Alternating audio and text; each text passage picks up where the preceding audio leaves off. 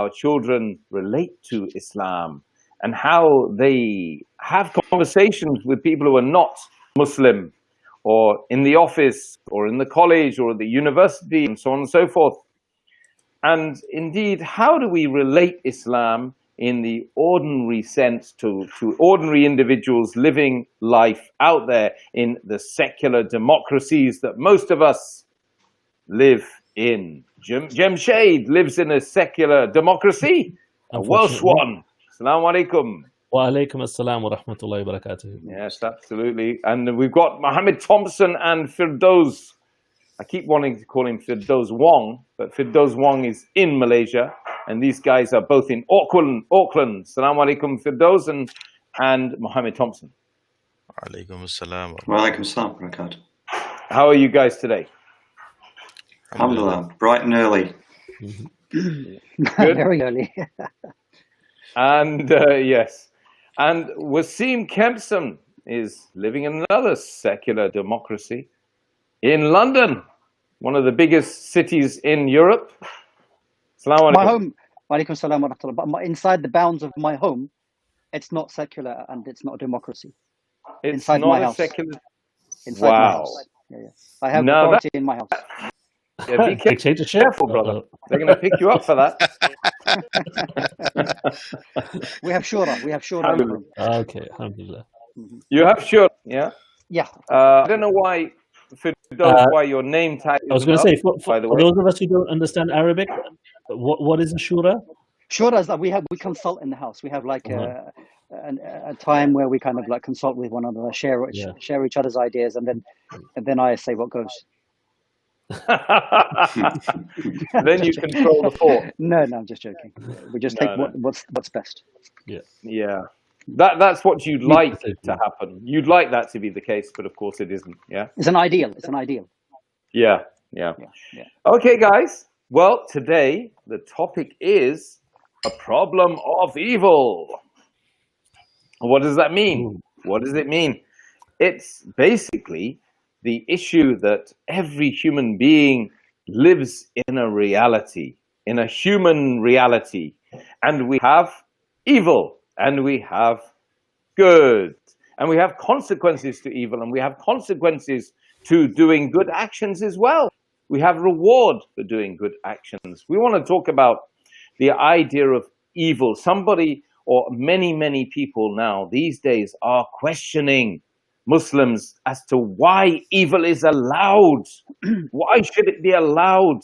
And indeed, if the creator of the universe did all of this and created everything, why does he allow evil? He can allow good, but he can't allow evil. That's not allowed. Well, let's discuss this.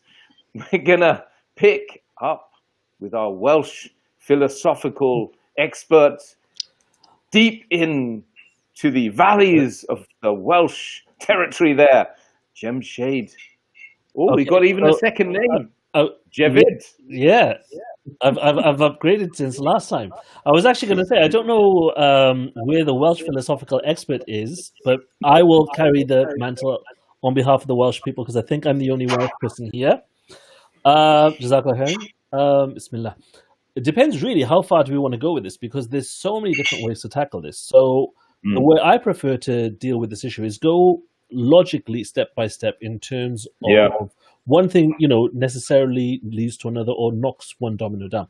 Now, the problem of evil often comes up as an argument to negate the existence of God altogether.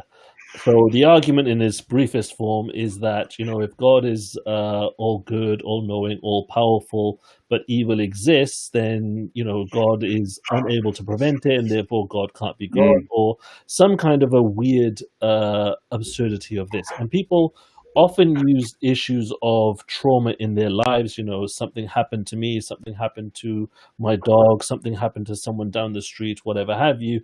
And because that thing happened, therefore, there is no God. They make the leap from this one personal or this one limited thing happening to all of a sudden denying the creator altogether. So the very first thing to tackle is the problem of evil the fact that evil exists, first and foremost, can and does in no way change whether or not a creator exists. And the problem with this thinking is that people assume that if a creator exists, then he must be, or it must be, in a very particular way. And if it doesn't conform to that particular way that I've preconceived in my mind, or maybe some other ideologies have told me about, then by definition, the creator doesn't exist at all. A more accurate statement would be, or should be, no, the creator doesn't exist in the way that you've conjured him in your mind, but that doesn't negate the necessity for a creator for our reality in the first place. Okay, That makes great. sense? Yeah. That makes sense. So okay. So anyone using this basically can't use this argument to say that God doesn't exist, because the two just don't correlate. One cannot lead to the other conclusion. Okay, so let's put it out to the audience and the panelists that in the absence of evil, would good exist? In the absence of evil, would good exist? Excellent question. So let's put that out to Sheikh Wasim, who's looking very comfortable and needs to look less comfortable in his Shura maintained household. Alhamdulillah. Go ahead. So, Bismillah, alhamdulillah, salatu wassalam, rasulillah wa ba'd. There is a well-known Arabic saying, and it's as a logical statement you find in English as well, that with opposites, when you're having opposites, that things become clear. When you see the reality of two opposites, those matters actually become clear. So it's very important for us to, at the same time, when we talk about and discuss that what is evil and wrong, that we must also understand that what is good, because what will determine something evil and wrong is in face of something that is good. Like when we're studying topics in Islam like Tawheed, at the same time you'll study aspects of shirk, associating partners with Allah subhanahu wa ta'ala, which is the opposite of Tawheed. So it's very important for us to have this approach when talking about evil or good and evil. Now, Jamshed started a good conversation that if you're talking to a particular type of person who is possibly in denial about the existence of a creator, then you can take this discussion that way with that particular individual.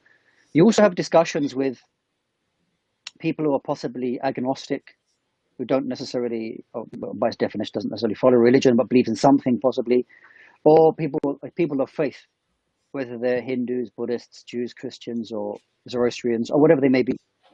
I think from an Islamic point of view, then when we're talking about good and we're talking about evil, there's a lot of factors for us to discuss, a lot of material for us to kind of discuss, and to a lot of kind of foundations for us to set out so that the discussion can kind of build on. So we as Muslims, we have understandings as to what we define as good and things that or things that are defined as evil. And this is in line with something called the fitrah, which is the natural disposition of a human being. Are they able to, and this is an interesting discussion as well, is the human being able to determine that what is good and bad by their own intellect? Can they, without any introduction of revelation, for example, is a person able to determine what is good and bad? This is something maybe we can speak about. Or are we completely reliant on revelation? And if you're talking to a non-believer in the Creator, then that's a bit of an issue. But nonetheless, it's difficult for us to bring, not difficult, but the starting point will be different if you're talking to an atheist as to how do we determine that what is good and evil. Well, we don't, of course, at the beginning here, I'm not going to go through all of the answers and of these particular issues, but this is something for us to think about through the next hour or so when we're discussing these issues, inshallah ta'ala. And I think it's important that the viewers, for them to have an open mind about these particular topics.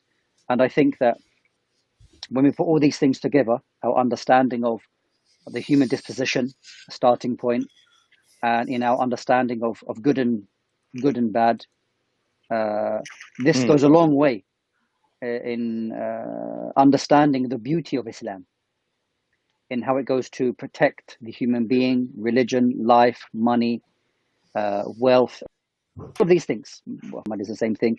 The Sharia, or the great objectives of the law, the revelation that was given to us. All of these are interlinked. Yeah. And once we have a clear kind of understanding of all these things, then it becomes a very, very beneficial topic. It's very, very interesting definition and discussion. So the next question, because what we're trying to do is get the essential foundation of the topic out there, so that people understand why we're having this conversation, isn't it, Jamshed? It is. And so the problem of evil, it involves understanding morality as well. Yeah. What is morality? Is there a collective objective morality? Meaning, can we all agree on what is right and what is wrong as human beings? And generally, if you were to take 100 human beings and you put them in a room and without any objective bias, you ask them, is this evil? Is this good? You would probably find that 99% of the time the answers would be the same, right? Okay? So in terms of what is evil, I think we can agree on what is evil. However, nowadays, maybe the lines are being blurred. If we went back 30 years ago, do you think that we could all agree on evil, guys? Let's hear from Auckland. Let's hear from Mohammad Thompson to start with. Assalamu Yeah, wa alaikum salam. Well, I'm not sure about what 30 years ago, 50 years, 100 years ago. I think, like we talked about last week and many other weeks, that we're all born with this natural inclination for good, like the fitra, of what is right and what is wrong.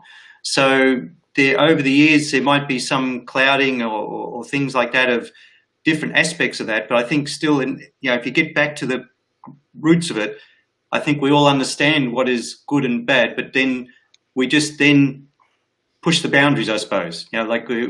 People try and get away with whatever they can get away with. If they can get away with things, they'll get away with it. Like if the repercussions or what they perceive as repercussions and for what their actions are is a bit weak, then they'll push the boundaries a bit more and a bit more. And I think that this is the case. So it just needs that, yes, the morality in society has got a bit looser. The equal opportunities, new whatever rules and things like that are being imposed throughout the world by governments and things like that. Allowing more people to have a bit more looser understanding and then pushing the boundaries. Allah knows best. Okay. So, Mohammed, Firdaus, you want to say something? Yes, as well? I was about to say something actually. I wanted to start with about how do you define good and evil? Yeah. Right. For example, death. Is death an evil thing, or is it a good thing, or is something that we actually expect that all of us have to go through at some point in our lifetime? So because when someone die, the families and the children's or the parents, they got upset about these things. Is a form of trial, isn't it? So is it good or bad? Is death an evil thing? Why does God doesn't stop death, for example? So that's how I wanted to start with that, right? And I think the point has always been about when you don't have the whole understand about faith, or from the Islamic perspective, you start to see this good and evil as something, contradicting each other. I sometimes see, in the sense that good and evil is something that Almighty God put us for us, and actually it work in some way that, maybe someone else's, the speakers can actually explain this better. Maybe Jamshed can explain this better about the objective evil, or is an objective good.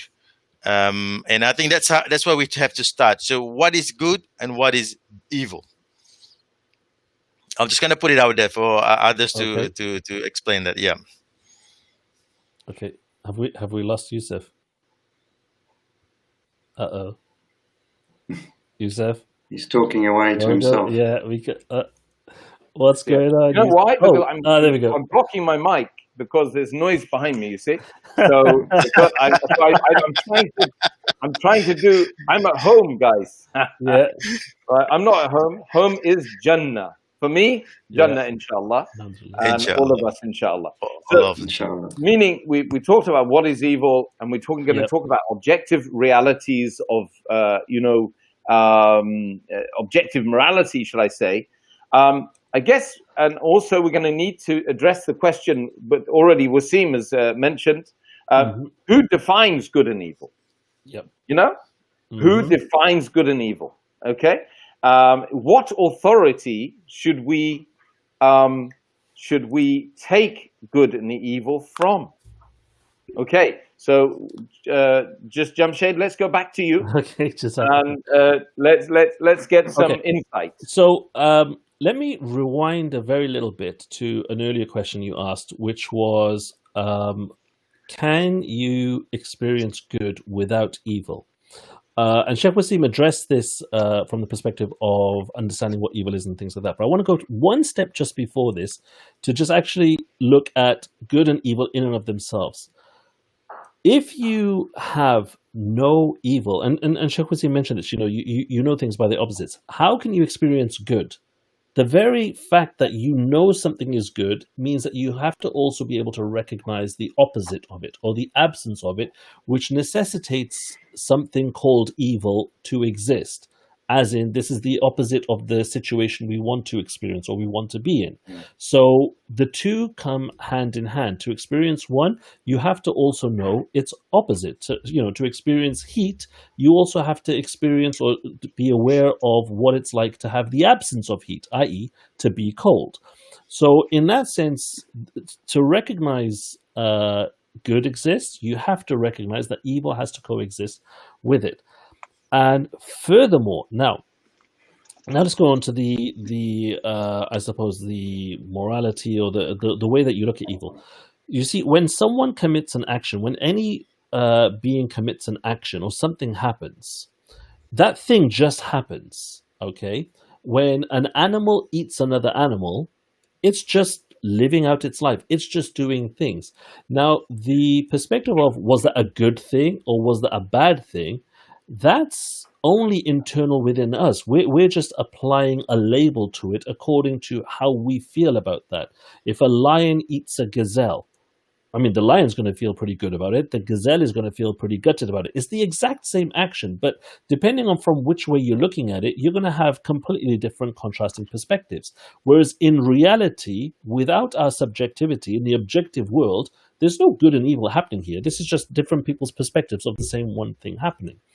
So for human beings then to recognize that there are things in the world that should be collectively called good or collectively called evil demonstrates or indicates rather that there is some standard that is external to ourselves, that there is a standard of good and a standard of evil that's not being generated from the individual, but is somehow shared by the collective majority, which then begs the question, going into what you're saying, what Sheikh Wasim was saying, that where is this standard coming from? How do you know, how can you say a particular action is good and evil? And you have to, ultimately, if you go down this road, you have to come to the recognition that there needs to be some kind of an objective standard that transcends human beings as a collective to be able to define certain things as good, certain things as evil. Now, you may disagree with that. So let's just say, for example, from the Islamic perspective, we would consider alcohol to be an evil thing, the mother of evils. But there are many, many people in the world that think, no, it's a good thing. They're still applying their own subjective perspective here because, they have their own individual feelings towards it. That still doesn't negate the fact that to have the concept that there is an overriding concept of something is good, something is evil, that there needs to be an objective morality indicator that we take to be Allah subhanahu wa ta'ala, God, with the rules set out for us according to the Sharia. I hope that answers that part of that question. Okay, yeah, Yeah. it's good. I think it's good, guys, so far. We, by the way, getting loads and loads of people commenting. I can see comments this time now. This is Yeah, good. the absence of evil would make good meaningless. Okay, this is what we've been saying. We've got lots and lots of good and evil are socially constructed concepts. There we are. There's one that we can argue against. Good and evil are socially constructed concepts from Sabrina. Sabrina's saying that, in actual fact, she's saying that we make it up as we go along, and society is formed as a result of our social interaction together, and we create. So good is a moving bar, and evil is a moving bar. So, or she might be saying, we perceive it as we go along. Yeah. Yes. Because there's an important distinction here. Sorry, let me go on a very small philosophical tangent, right? Here's a popular question. If a tree falls in the woods and there's no one there to hear it, does it make a sound? What do you reckon? So I would say the answer is no. Because when the tree falls in the woods, all it's doing is producing shock waves, right? It patterns in the air, and it requires a person to receive those shock waves in their ear to translate that into what you would call a sound. If there's no one there doing that, there is no actual sound. Does that make sense? Yes. So you have to recognize that certain things only exist because we perceive them to exist. Absolutely. So there could be that as well. Like I said, it just, actions happen. A lion eats a gazelle. It's just happening. There's nothing there, objective label that says, oh, this is good or evil. It just comes down to what you're experiencing and how you process that. Okay, that's great. That's a lovely, and people like your gazelle example, by the way. Lion eating the gazelle is a good example. This is a survival mechanism created by Allah, so it is necessary. From Salwa, from the USA. She likes that very much. I want to go to Wasim and ask him about the authority behind good and evil. I mean, do we definitely have to have an authority that governs absolutes in evil and good? Well, with regards to authority, if it's simply down to individuals, and that will change over a period of time, then it's completely subjective, meaning that what person thinks is good and evil today, then tomorrow it can be changed. Now, from an Islamic point of view, and there's a very well-known book. It's in 2 volumes. It's called. It's written by Izz ibn Abdul Salam. And it talks about benefit and harm. It's one of the most the best books written on the topic of al-masalih wal-mafasid, of benefit and harm. And he says that when we're looking at good and evil, benefit and harm, there are certain things which are pure benefit. That the sound mind, the person who's in a pure natural disposition, where there is something which is 100% purely good. And then there are things which are purely evil, purely bad. An example of that, something that's purely good is worshipping Allah. Okay, that's pure good. There is no perspective that that's bad in any way. And something which is purely evil is, for example, shirk. Okay, this is on a worship level. Let's say, for example, murder. This is purely evil. Taking the life of another person unjustifiably, okay? And from the beginning of time, when Qabil and Habil, they were there, he killed his brother, okay, from the first people that existed on earth. And immediately, and Allah tells us, فَأَصْبَحَ مِنَ النَّادِمِينَ, that he became from those who were regretful over that what he did. So there are certain things which are purely good, and then there are things which are purely evil. And this should be, if you like, universal. Everybody should know that, and you don't need revelation for you to be told that.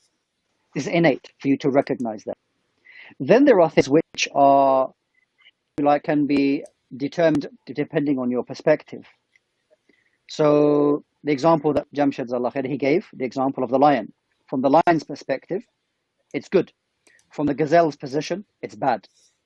However, if we're told that for lions to exist, because everybody likes lions, it's the king of the jungle, they have to eat the gazelles to survive, to be there in the jungle.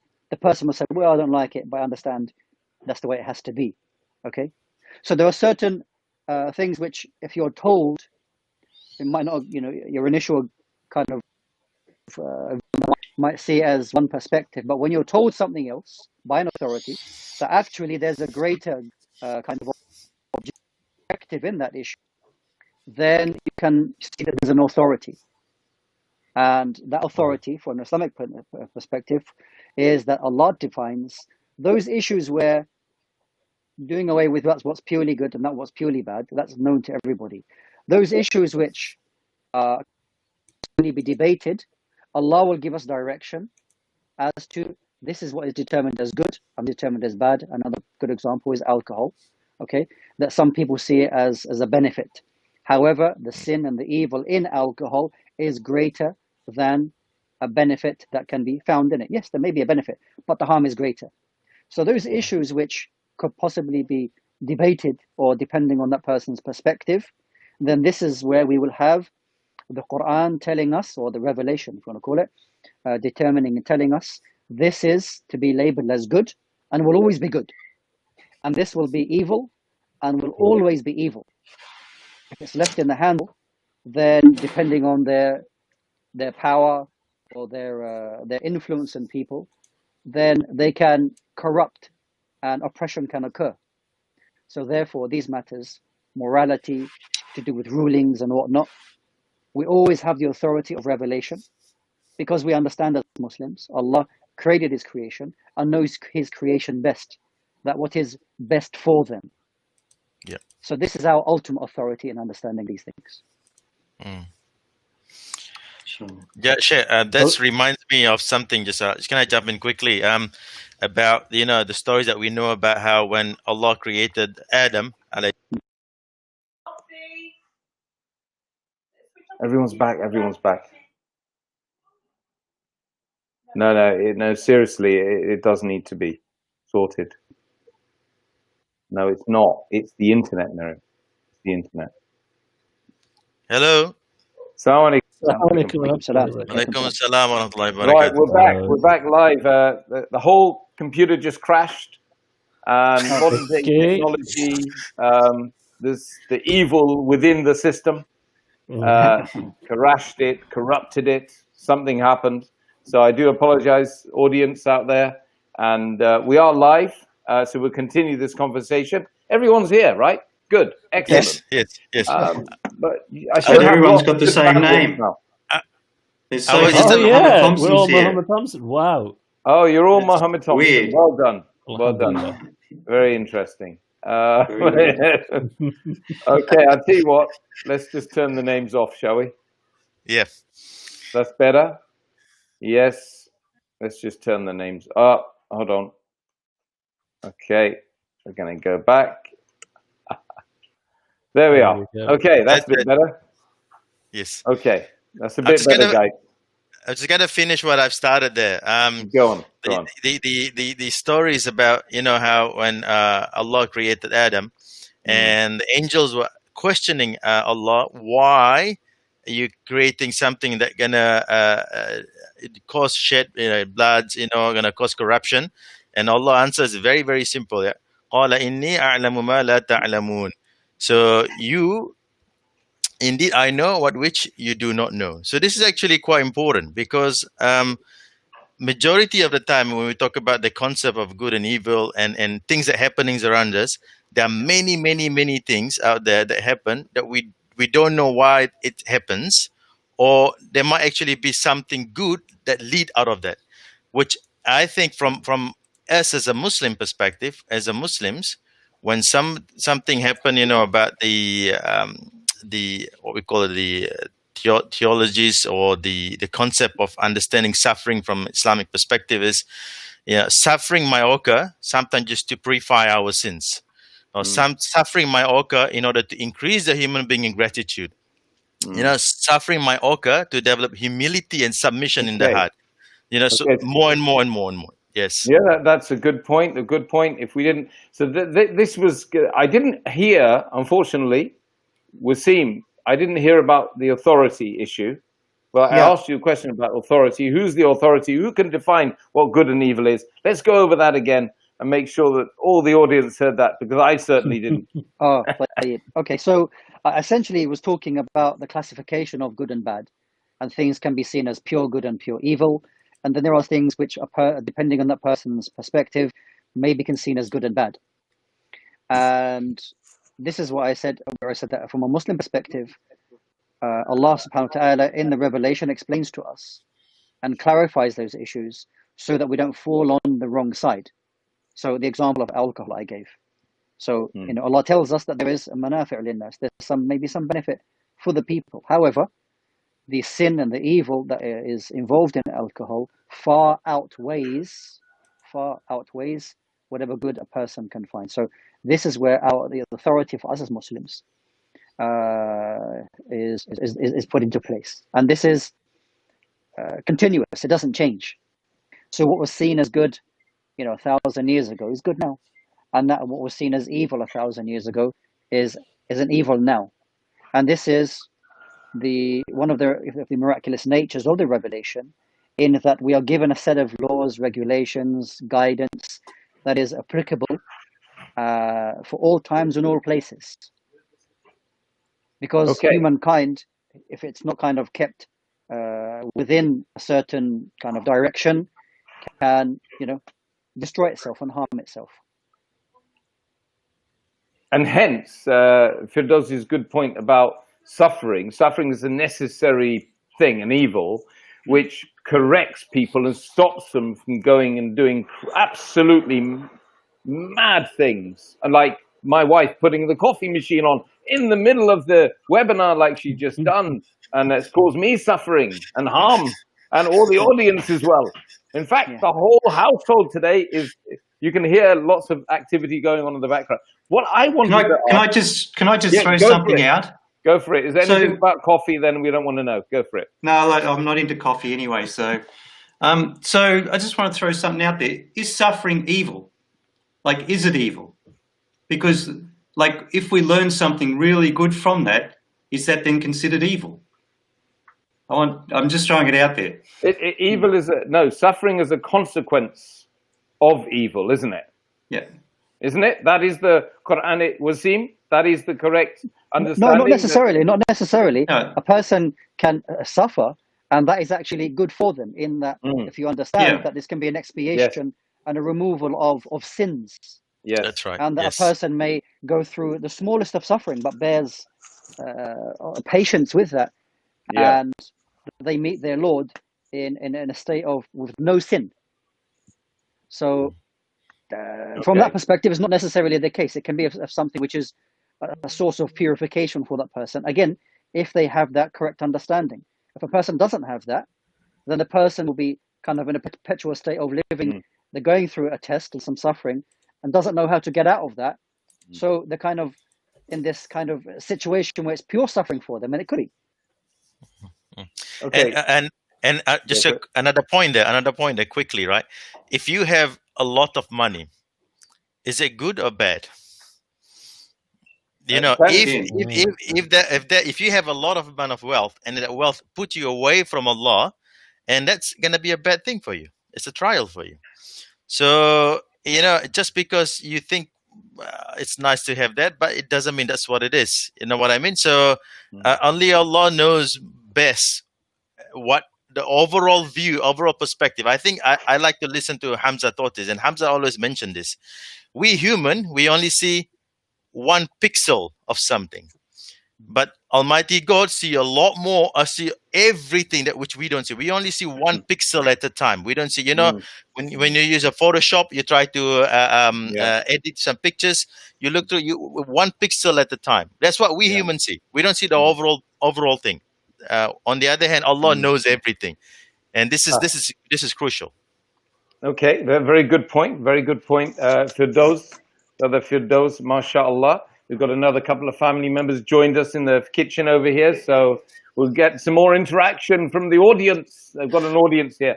Okay, so essentially, what I want to put this question now, particularly in secular Western democratic societies, where did they get the idea of good and evil?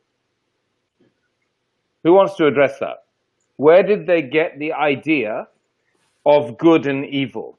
Who gave them this information? We're talking about the fitra. Is it fitra, or where did they get this information of good and evil? Which 99% we agree on, although things are changing. If you're talking about, I'll just jump in here quickly go for before it. My 2 cents worth. Well, if you talk about Western, it's probably come back from the original, because most of the Western countries, going back a bit, were basically Christian-based, I expect. So they probably come from their teachings, which has then come initially from the Creator. The Ten Commandments. Yeah, Ten Commandments. The Injil, the Gospel, etc., all the books, the prophets that were sent.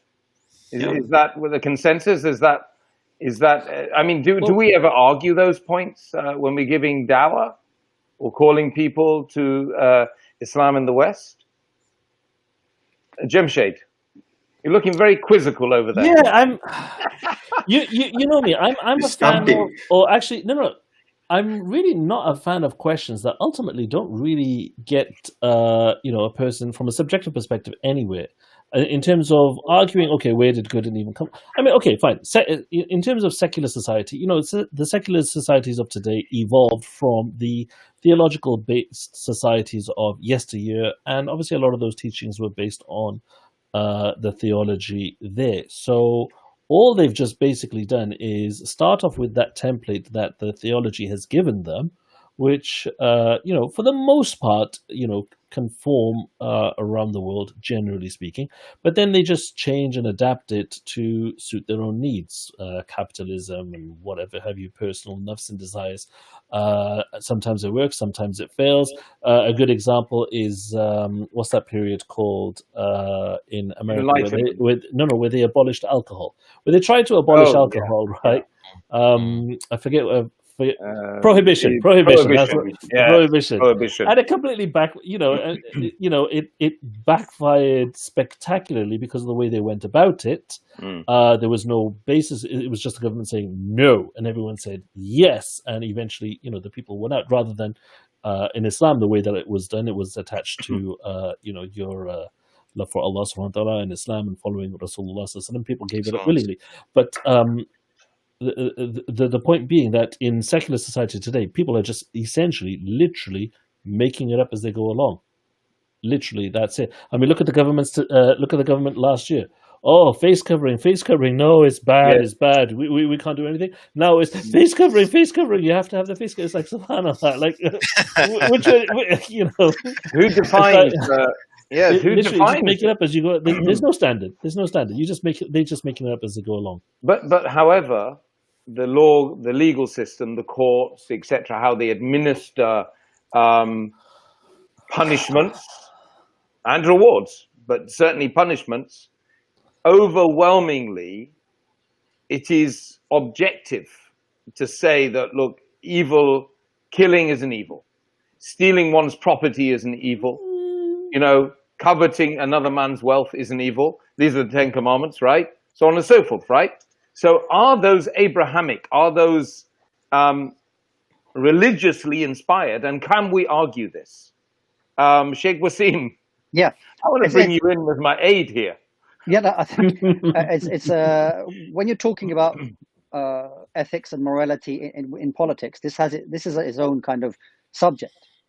And what you mentioned a little bit, just thinking about it, that yes, the legal system or morality in politics has its kind of beginnings many centuries ago, and it's depending on one country to the next. If many of the Western countries, where the church had a big say in how the ruling of the country, church would be a major part of that.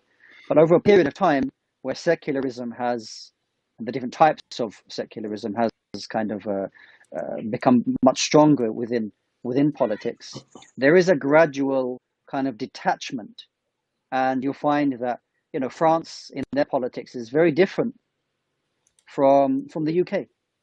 They're very proud of their kind of liberal, secular kind of way and detachment from religion as much as they can. They're very proud of that. It's very much more so than here in the UK, for example. So you find over a period of time, there's this detachment from the kind of religious kind of authority that exists and religious laws that exist within kind of governments. And as time goes along, as time is moving along, that these governments are now replacing certain ideals. They're replacing certain ethics and morals that people had 50, 60 years ago. These are being eroded away. And the self, the individual, is being put first instead of the greater benefit of those kind of divine laws that once were enshrined in their kind of laws and whatnot. So it is a very sad state of affairs where you find essentially people are becoming like they're a godless society because their governments and their rulers are moving away from those divine laws, which are by and large, a lot of them are universal, and it's a good da'wah step. Talking about why is killing wrong? Where did that come from? Who told you that? This is something innate and that religion supports.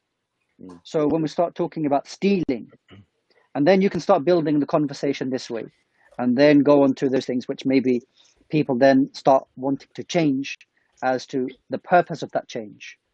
Is it about what is greater for the greater good for the society, or is it about certain, just allowing the self just to follow their own desires, that everything can just go regardless of whatnot, which eventually, from an Islamic perspective, we can say will lead to the destruction of that individual and society. Salwa says anything bad, Allah subhanahu wa ta'ala makes it very clear in the Quran as a command for our own good, otherwise we suffer. Can I just suggest one point that Sheikh Wasim mentioned? Sheikh Wasim brought up the question. It's a good strategy to ask the question. Why is killing wrong? Where did that come from? Just going the other way. From the atheist perspective, from a truly hardcore atheist perspective, there is absolutely nothing wrong with killing, because life is just random. Your life force is just random. Your existence is random. Everything is random. So what difference does it make if one random thing just happens to kill another when there's no soul, there's no personality there, there's no fitra, there's no essence beyond the physical material thing. So an analogy for this is like, for example, I don't know if you guys have ever seen this program, Robot Wars, where people just construct these machines with the sole objective of just destroying one another. Nobody says that's evil. They do that for fun, for competition, for sport, but nobody cares because there's no soul there, there's no life there, there's nothing there of essentially value. But from the atheist perspective, life itself has no value because we're just a complete random accident, really. So from anyone to start arguing the value of life and then using that to negate the creator that actually gave life value is kind of completely mixing up the concept and actually the foundation of where they're even coming from. Atheists have got no way to say, whether life has value, because it's just an arbitrary thing. Why does a human being's life have more value than a strawberry? They're just random constructs of matter. They have no purpose and no greater purpose at all. Everything is just random. Everything is just random. Everything there's no feelings there. Like a computer doesn't care. A robot doesn't care whether it lives or dies because it doesn't have. We do, because we have that fitra, that innate sense of self and things like that. That is beyond the physical. Like there's no physical part in our brain and our body that there's a switch that says, okay, care about yourself or not. It doesn't exist. Our soul, our sense of being. Actually, here's a good question. A question is, do you have a skeleton inside you, or are you inside the skeleton? So think about it. Like when you consider you, what are you? Like you, the body. Do I have a skeleton inside this physical body? But then my consciousness and everything is in my brain, which is inside the skeleton. Like when you say you, where are you exactly? It's something that is separate to the material. But from the atheist perspective, only the material exists. So if it's only the material exists, and you just reform, matter from one state to another state, ultimately, nothing really matters. Sorry, it was a little small. Nothing really matters. Nothing really. If everything was just matter, nothing really matters. Apart from matter, which matters. Yeah. Because it's money and objects and the dunya. There's dunya, something very low. The object of our lives is just to amass and then sleep, eat, drink, and then die. What I'd like to ask then is, I put this question to the panel again. What would happen if we, in the human construct, did not punish evil? We did not punish evil. We didn't punish evil. We just let it go unchecked, right? Some guy goes off and randomly mows down 10 people, and because we don't see that as evil. Maybe some of us see it as evil, and some might even have a justification for doing it. What would happen to society in the absence of chaos and anarchy and just total destruction of what we call society? Yeah, somebody's called it demos crazy. I've used that one before. Yeah. A sad part of this is that a lot of people would actually advocate and say, oh no, the good people in society, they would take over and this, that, and the other. And no, they would curb it.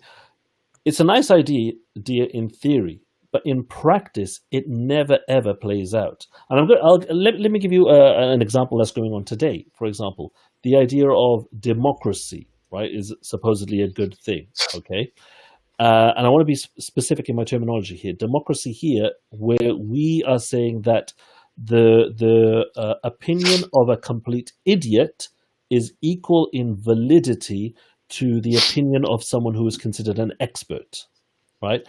The equating of those two opinions, and then people saying, well, okay, I vote for a complete idiot to be, the most powerful man in the world, versus, the lesser people who say, well, no, actually, you're going to have disaster.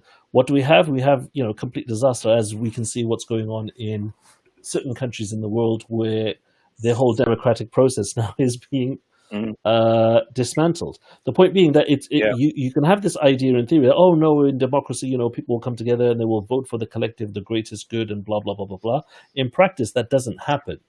It really doesn't happen, because you have the people who are very easy to be manipulated, who don't have that knowledge to make that informed decision. And when you give those people the power, the same power as someone who has an informed position, you basically negate the expertise of the people who are informed, and that in and of itself leads to the destruction of society. These are nice ideas in theory. In practice, they just don't play out.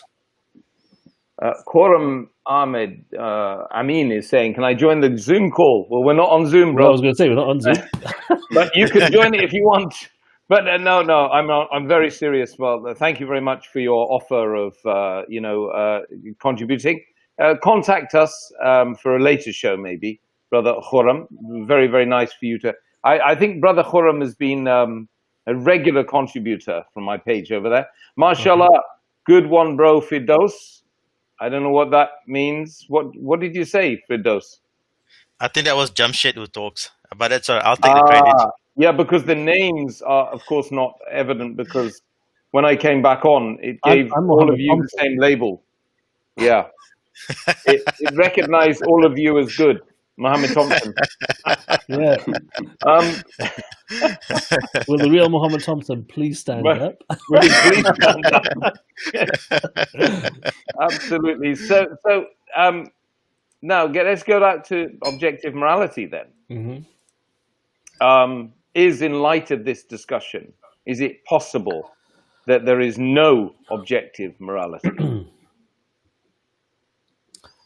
Depends from which. Is it ever possible? I mean, to say that humans were created with, and Allah just gave us the ability to decide or to an evolution of morality. Yeah, I mentioned this a little bit earlier, I think. This links to, the state of fitrah, or the natural disposition of a human being. And that the Prophet, peace be upon him, told us, and as well, of course, it's mentioned in Surah Al-Rum in the Quran, that this is a fitrah that Allah created mankind, womankind upon. And that if a person remains upon that pure natural disposition, they will be able to determine universal good and universal evil. Those types of moral issues, they will be able to understand those issues. As there are finer issues, which from one era or one time to the next, it may change. I'll give an example of this, okay?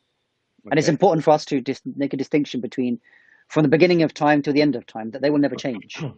Like, for example, killing, okay, unjustifiably, that's always going to be wrong. And I give the example of the two sons of Adam alayhi salam.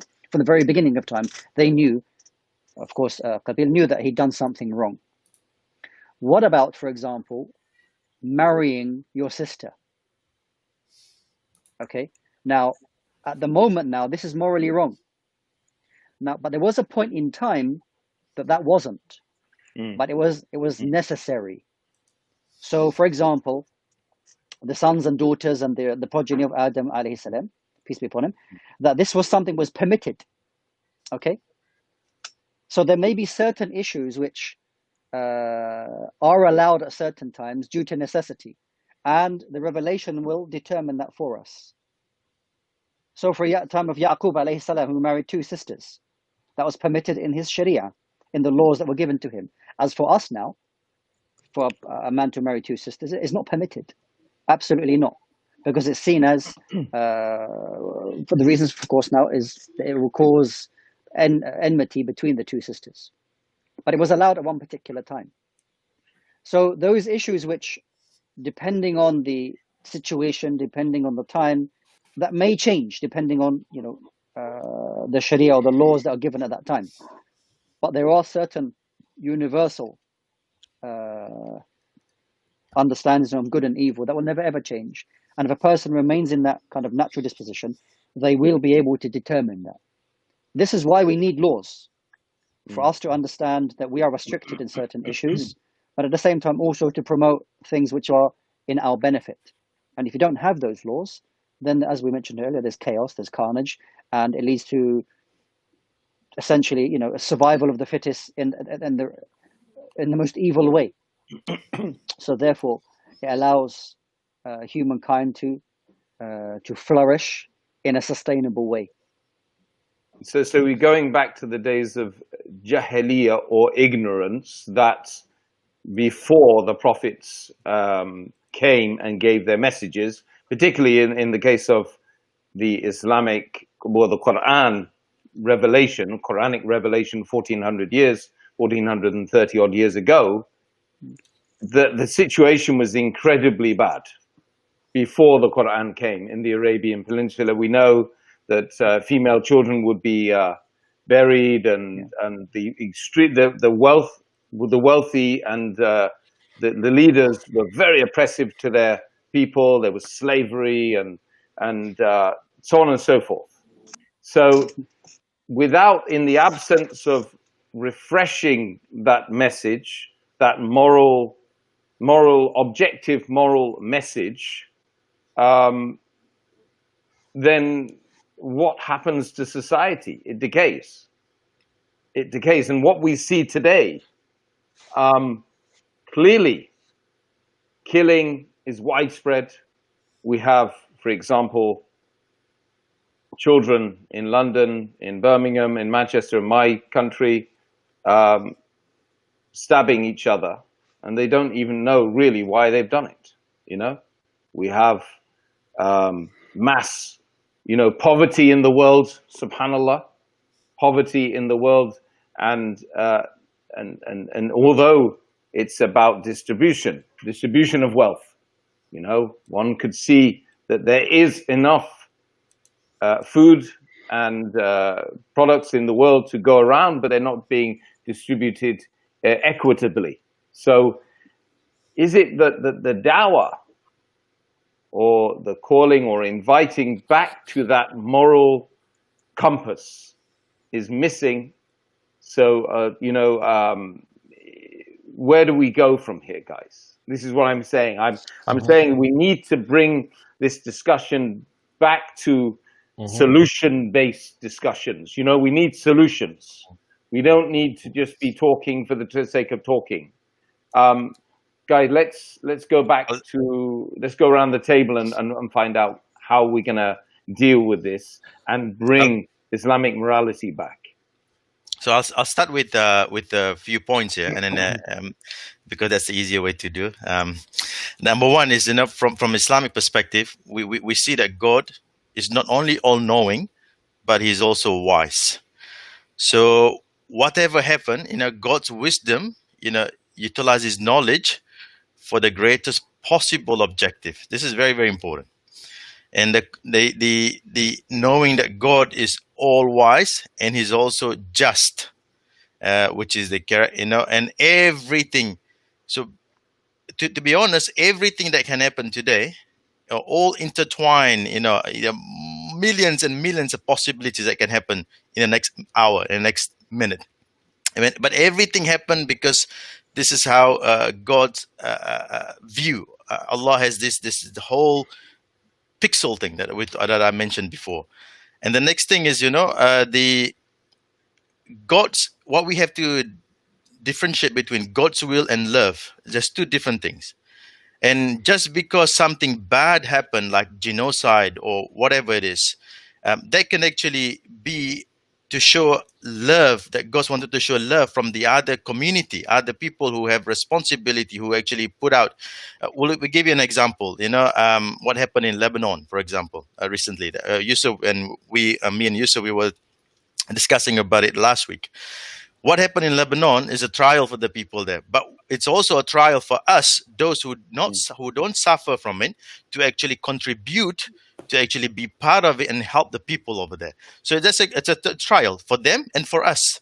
Whether because we have at the moment, are we willing to actually share our wealth with our brothers and sisters in Lebanon? So that's from me, inshallah. Okay, Jazakallah khair from Auckland there, Dr. Fidoz there, alhamdulillah. Okay, Jamshed. Yeah. How do we bring back this morality? I mean, how is it possible? It seems like such a quagmire we're involved in now, and evil seems to be surmounting the good. The evil consequences of our evil actions, collectively, individually, are blossoming. Unfortunately, I'd like to use a different word rather than blossoming. How are we going to address or redress the situation and try to bring a sense of objective morality back? Okay, so let me answer that by just going around it a little bit and just coming from the other side. So I want to highlight a comment that Sister Shireen mentioned about 20 odd minutes ago, which was very subtle but very important, that Allah gives us freedom of choice. And that's an important phrase to understand, that human beings, we have freedom to choose. We don't have free will. I cannot will myself to fly. As much as I would like to fly around, if just because I will it, it doesn't happen. What I have before me at any point in time are choices. And I can choose to go one way, I can choose to go another way. And some choices will lead me closer to Allah, some choices will lead me further from Allah, and some choices are just benign. They neither here nor there. I'm not going to have cornflakes or something, toast for breakfast, something like that. So now, it's important to realize that a lot of the evil in the world, as you're saying, is man-made. Famines and certain things. There are of course natural disasters and things like that, but the wars, the famines, the state of society where kids are on the street and literally, with knives and other kinds of weapons and things like that. This is a man-made problem. This is not a problem that just came out of just descended upon us. This is due to society not investing in itself, or rather certain elements of society not looking after themselves, so to speak. Or you could also look at it another way: certain elements of society, certain individuals who are extracting all the resources from society and holding them away. We have many billionaires and people that exist in the world today who have amassed far more wealth than they could possibly spend in 100 lifetimes, but rather than invest that and give that back and raise the state of communities, they would rather just put it in a bank account somewhere, imagining that they can take it with them after their demise. So we have to first of all recognize that evil in a lot of cases is a man-made thing, and it's a necessary outcome to have freedom of choice. If you want to have the ability to have freedom of choice, that necessitates that evil must exist, because you have to be able to have the option to choose between doing a good action and an evil action. Now, that said, also going back to our previous comments where, people have these ideas. A lot of atheists like to have this idea that, when an atheist is charitable, it actually means more, because when the theist, when the Muslim or the Christian is charitable, we're doing it because God said so. But when the atheist gives charity, they're not expecting a reward from God. They're just doing it out of the goodness of their heart. So in that way, they're somehow morally superior. Okay, fine. Well, I'll take that argument, but here's the reality. When you look at you guys might remember there was that report in, I think it was in the Times a few years ago, of the theistic groups, which are the most charitable. Muslims came out number one. The Muslims are the most charitable because in Ramadan, we literally give millions and millions and millions in charity. And at the bottom of the table, in every single report that I've ever come across, atheists are the least charitable. It's a nice idea in theory, but the reality is that they don't give charity. Every single atheist I've asked about, do you actually give in charity? The answer is no, they actually don't. Or even if they do, it's literally, a few pounds. There's no significant mass there. So I think a lot of people are caught up in the idea of being good, but there does need to be that degree of enforcement. Now, obviously, in Islam, we have, one of the pillars of Islam is zakat, where you have to give a certain degree of your wealth and things like that. We can go into how that lubricates society and that brings things about. But we need to basically teach the people the idea of, we need to give dawah. The more people who are Muslim, the more people who feel, or have some degree of compulsion in them to give the money back, to reinvest in society, that will cure a lot of issues. Even if all the Muslims in the world today, if they gave their zakat, a lot of problems could be resolved. So I really do think that, we need to start bringing people to, obviously, Islam holistically. And, inshallah, that'll cure a lot of problems. To cure this one specific problem outside of Islam, I have no idea. How are you going to convince people to just give away their money arbitrarily, particularly if they're not expecting for that to come back? There's also one other thing as well. You and I will remember as well, Yusuf, when we went to Africa, that obviously there's another theistic group there as well. People were giving in charity, but they gave not to the poor, but they gave to the institutions. And we went to places where there were magnificent buildings of worship, literally surrounded by people who were living in essentially shanty towns. So there also needs to be that accountability and awareness of, look, where are you giving your money? As Muslims, alhamdulillah, we can just give directly to the poor. We don't have to give to the imam or someone like that. We don't need a third party person to record, this is how much we've given. It's between us and our creator. Our creator knows. That's an important thing as well to be reminded, that at the end of the day, the person on the receiving end of the charity, they don't care why you gave them the money. They're just happy for their help and the resource. They don't care, you're only giving it to me because you're a Muslim and your God told me, and I want it from the atheist because he's doing it out of the goodness of the heart. Mate, I'm giving you, help here. They're just going to take it whichever way, and they're just going to say thank you for it. It doesn't matter why you're doing it. So until people start realizing that this mindset that other ideologies promote of, no, give it to the institution, let the institution grow, forget the societies, or you should only just do it out of the goodness of your heart, not because there's a bigger, wider benefit. I don't think that's going to change. So as Muslims, we need to be a lot more active in our dawah and be able to confidently explain that, look, this makes a lot more sense because it works.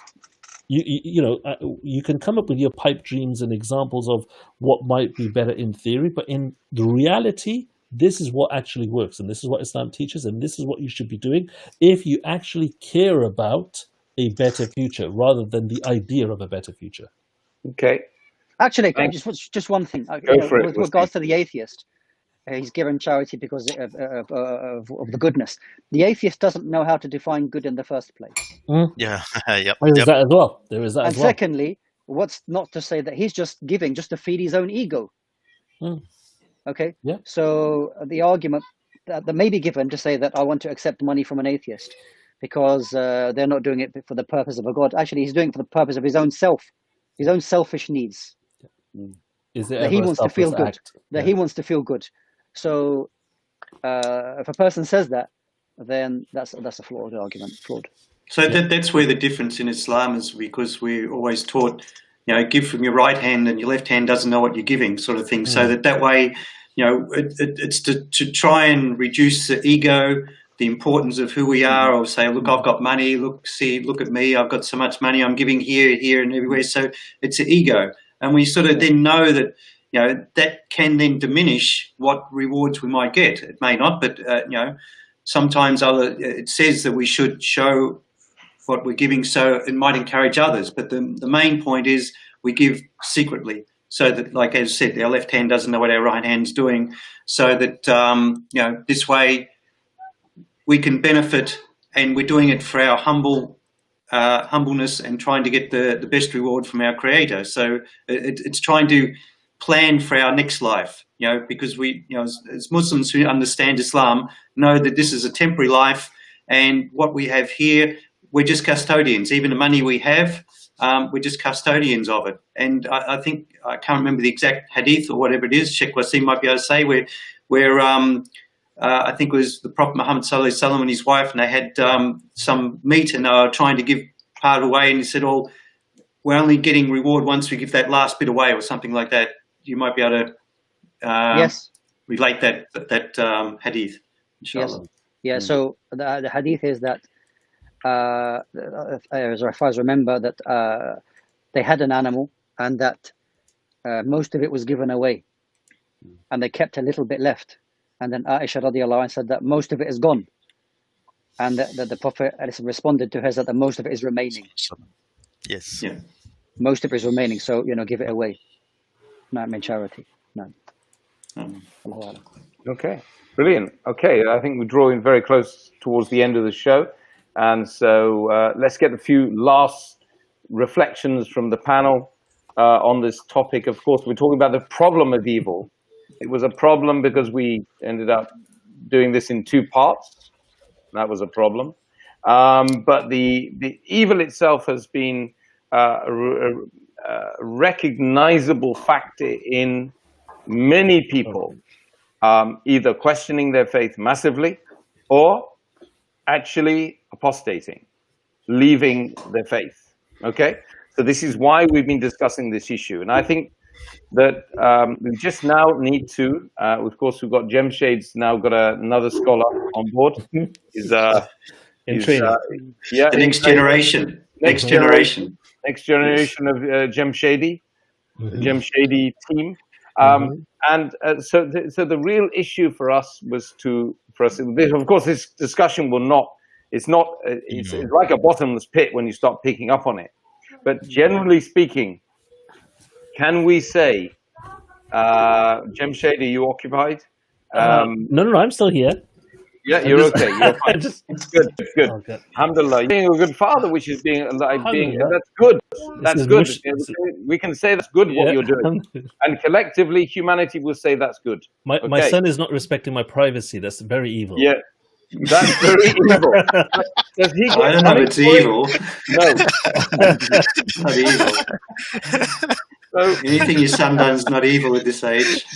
No, the pen is lifted, or the pencil's lifted.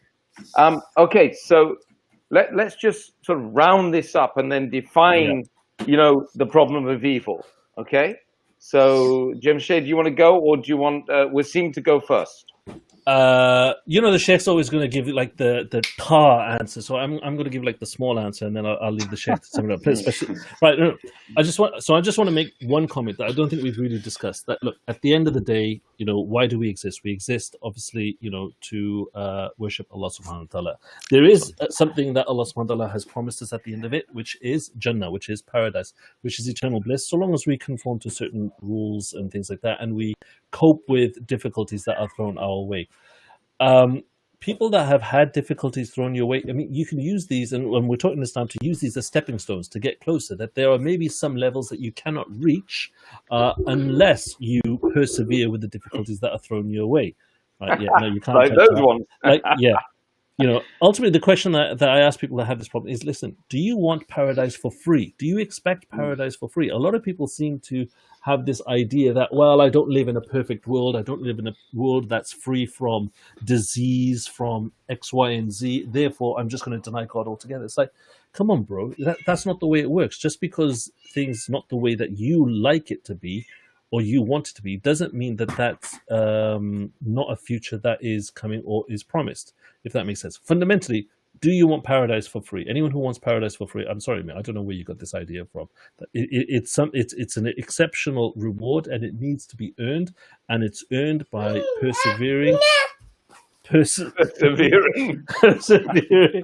All kinds of trials. Anyway, I'm just going to call it and see what this guy's doing. Yeah, just Barakallah fi. That's fantastic. That's a great way of rounding up your contribution there, not just in the home, but to this webinar. Alhamdulillah. Sheikh Wasim, let's get a bit of rounding up from you on the issue of problem of evil, and to sum it all up.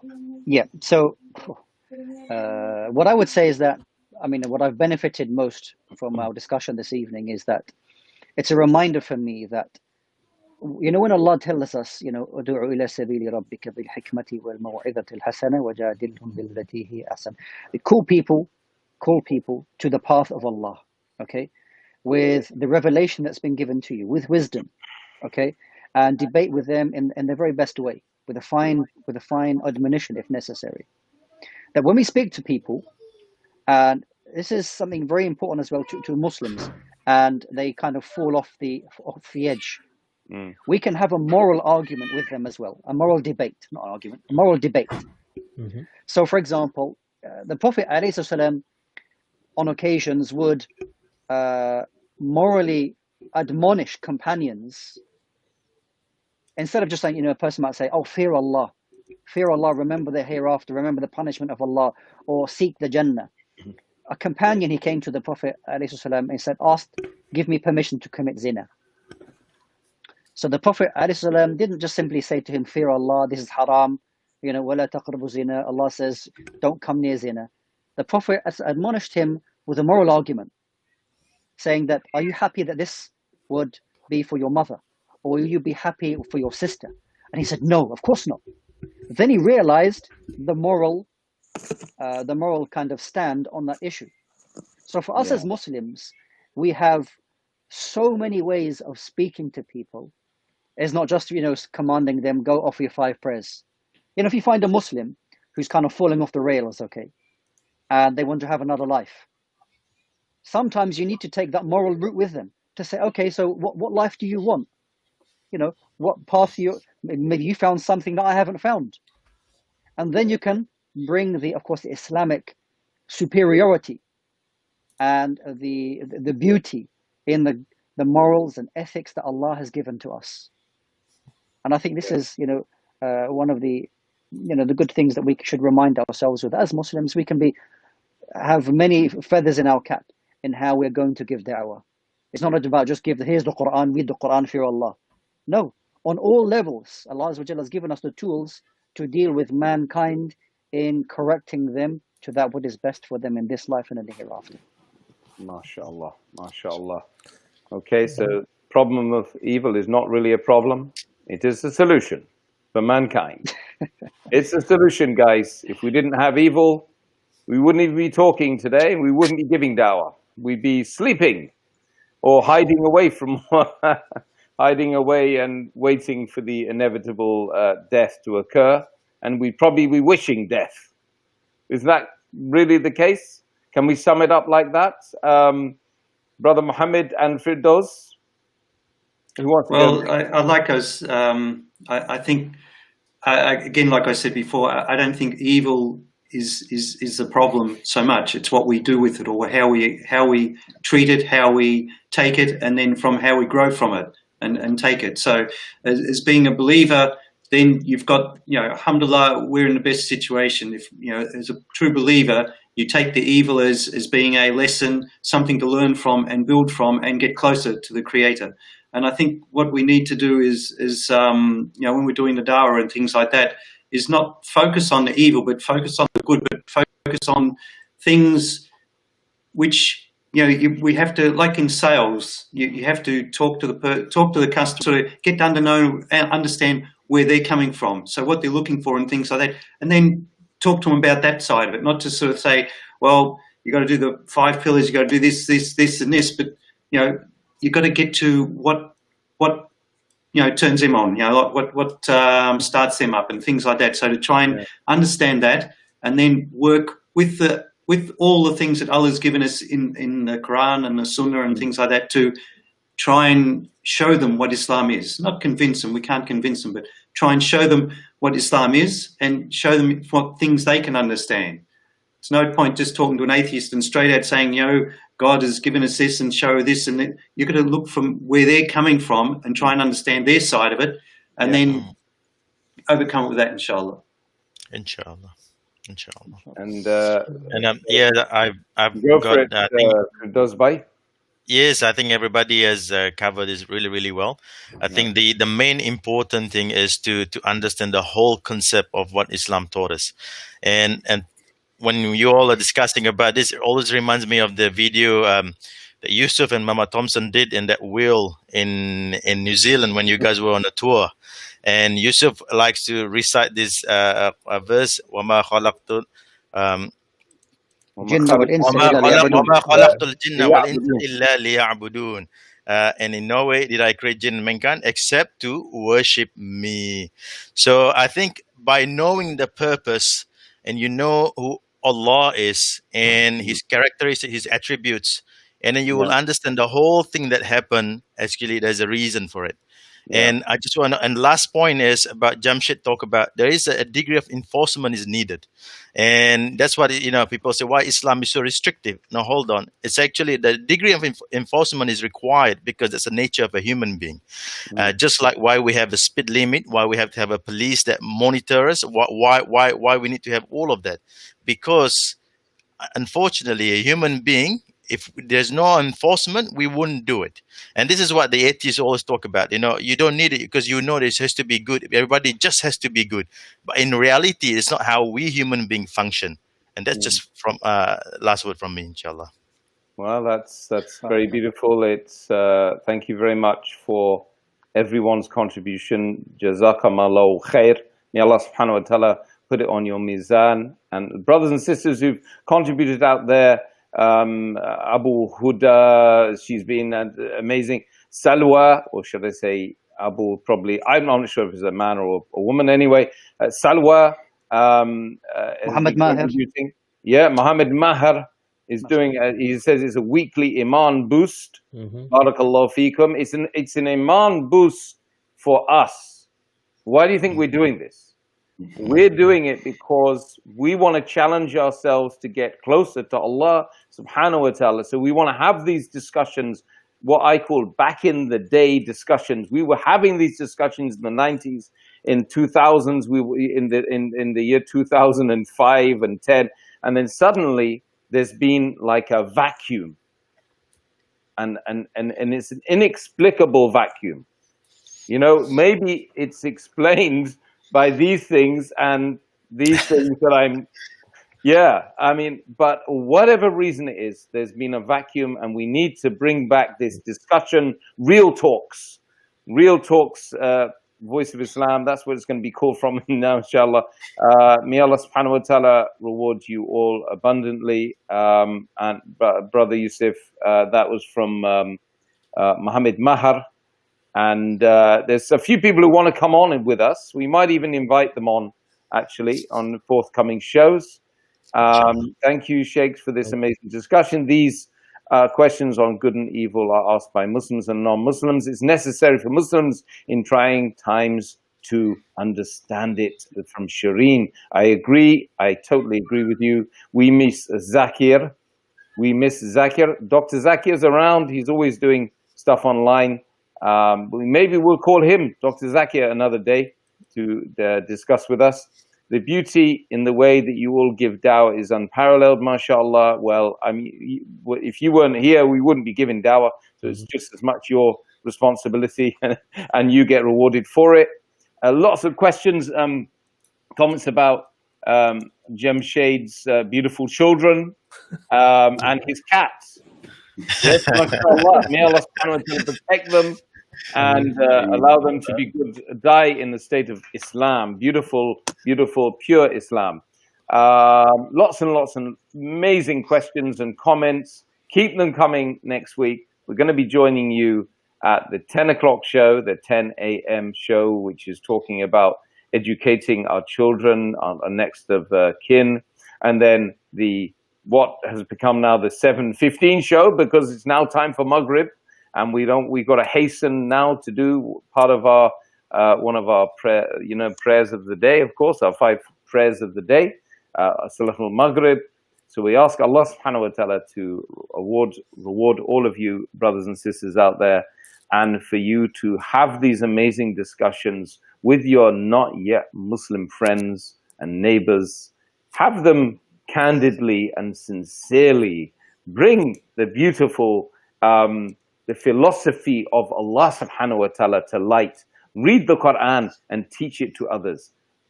Can I just add something that the sister Solwas just said? I'm letting my friends know you and sharing your great topics. I think everyone who's watching should pass on and let their friends and relatives know as well, even non-Muslims, to interact and come and watch the show and be participants as well, inshallah. And also to share it after we've gone off. Exactly. You can share it all, and as long as it's there, you share. Jazakallah khair for that, Brother Mohammad Thompson, and we're going to give Assalamu alaikum wa rahmatullahi wa barakatuh to all of you guys out there. Until next week, take care.